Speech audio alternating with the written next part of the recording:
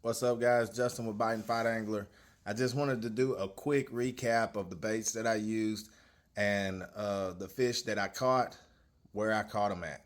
So the day started off, I started out with the top water just to, the water was really stained. It was overcast. So I wanted to use something dark that they could possibly see. So I went with this black top water. We carry those on the website. But I used that, and I kind of worked.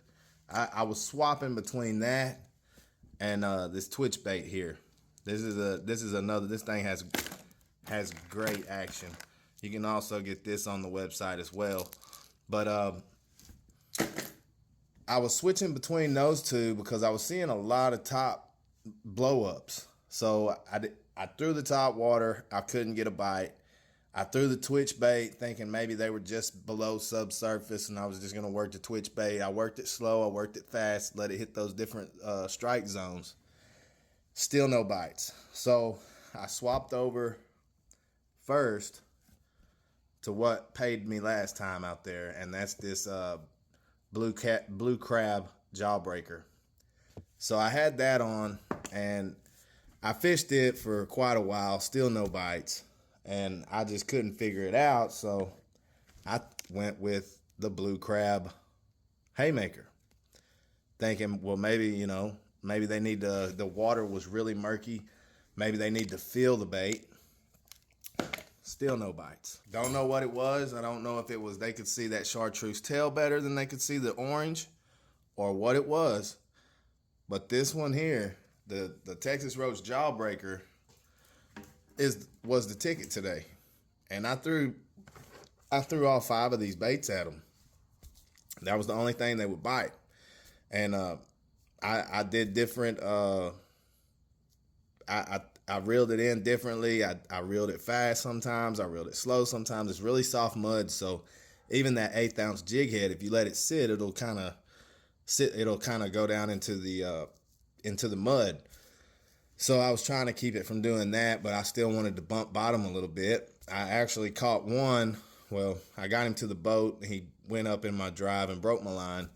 I got to look at him. He was a good size one. He was definitely a keeper. Can't tell you what size. I don't want to go to, telling my fish tails, but it was a good red.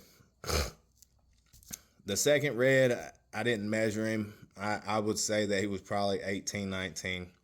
But the wind started picking up and I had to get out of there. So I started working my way back, throwing that Texas Roach Jawbreaker since I had already gotten 2 bites on it. And the drain that I saw that morning that I threw the Twitch bait and I threw the top water at,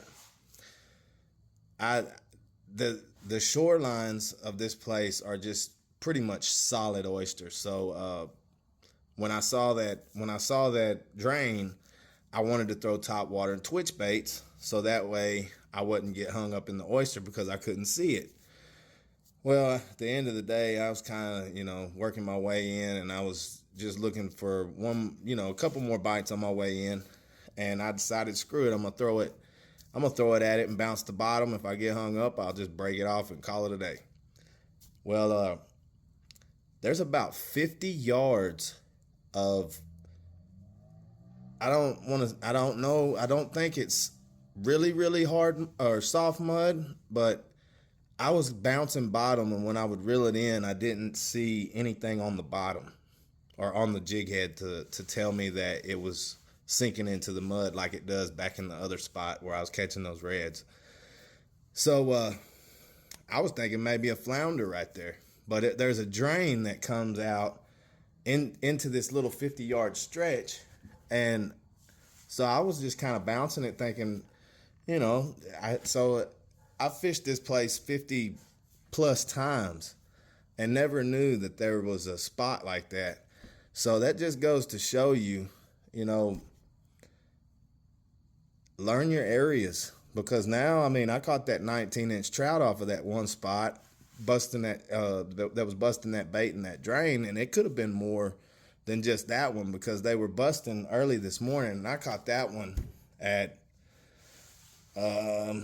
I'd say probably around 11 o'clock. That was when the wind was picking up. So I would say it was around 11 o'clock.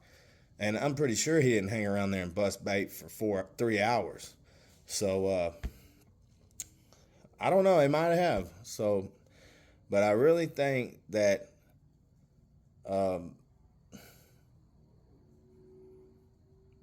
trying different things in the same area, trying different lures. I mean, because I could have just ran through there with what worked last time and just blew a day. Who knows? They might have ended up biting on it. I swapped it before.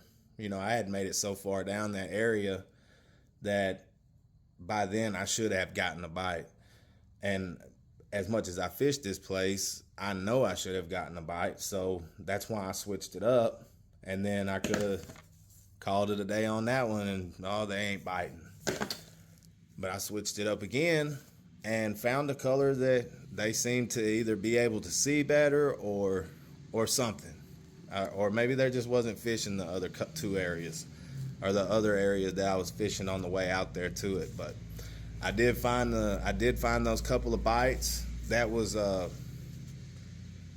exciting. That one red was very exciting. He fought like a champ. So, but I got to look at him, but I didn't get him in, so I can't really tell you how big he was. But Texas Roach Jawbreaker was the ticket today, and found about a 50-yard stretch or something that I'm going to start hitting every time I go out there because I pulled a good trout off of it today. Maybe next time a good flounder or maybe even a red, who knows.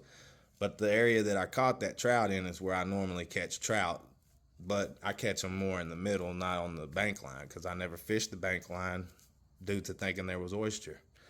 So anyway, thanks for listening. Hope this might encourage you to do a little bit more searching the next time you go to a spot that you really think and try something else. Don't be scared to lose a lure.